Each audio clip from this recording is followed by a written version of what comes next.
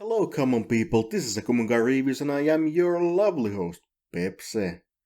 He's here, he has holiday spirit to share, Christmas came early, Terrifier 3 and Arctic Alone drops here tonight. Oh how excited I have been this whole week, counting hours.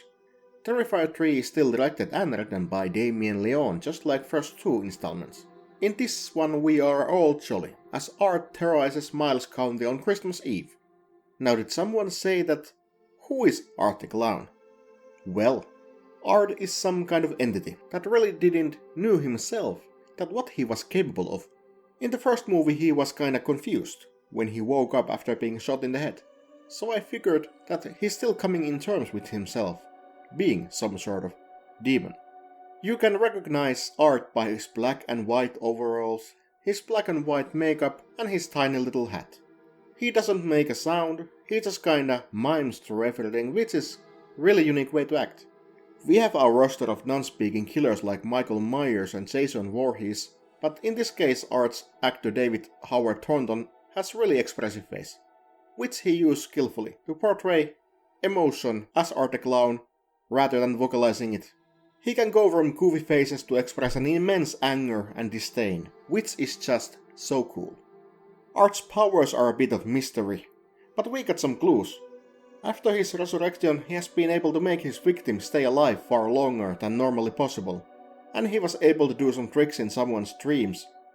But nothing is like officially stated. Usually he just terrorizes the Miles County and one girl named Sienna Shaw, which is also a character in this new movie. But now you know about Art the Clown. I haven't watched the trailer for this as I want to watch it as blind as I can. I only know from the pictures that Art is dressed as Santa and that makes me chuckle.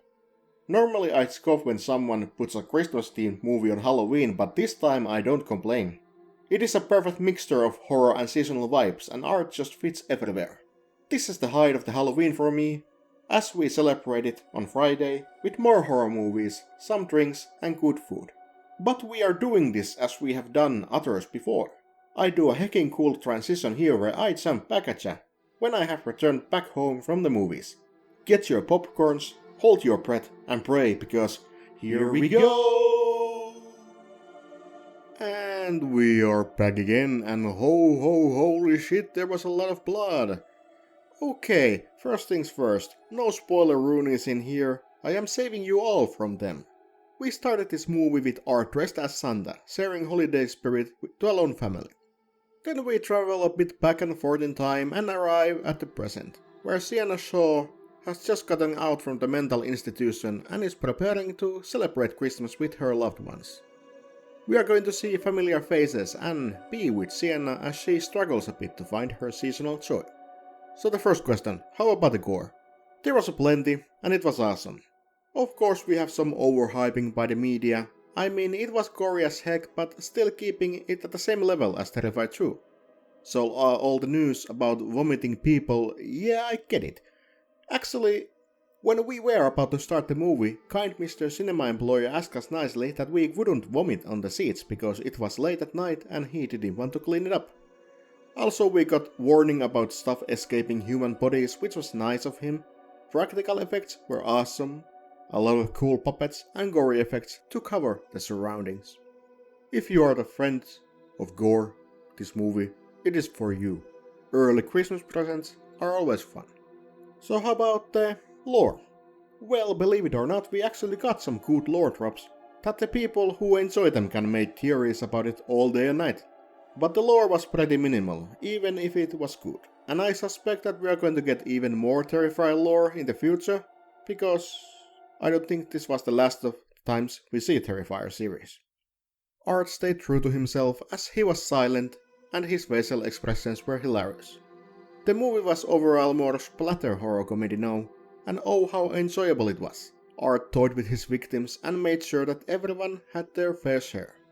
But as I said, I won't spoil anything to you lovely people, so instead I give a huge recommendation for all friends of gore to go and watch this.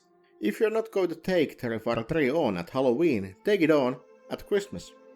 After all, it was the season in the movie. This week there is not going to be a Friday movie as we celebrate our Halloween this weekend. Instead, next week I'll just drop a short summary about the things we did and perhaps a new movie as we start to prep for the year's end. This was my review about Terrifier 3. Art is becoming my favorite killer of all time if I just drop all the nostalgia from the equation. This was Komuga Reviews and I am your lovely host Pepsi. Happy Halloween you all people, and I'll see you in the next review. Goodbye.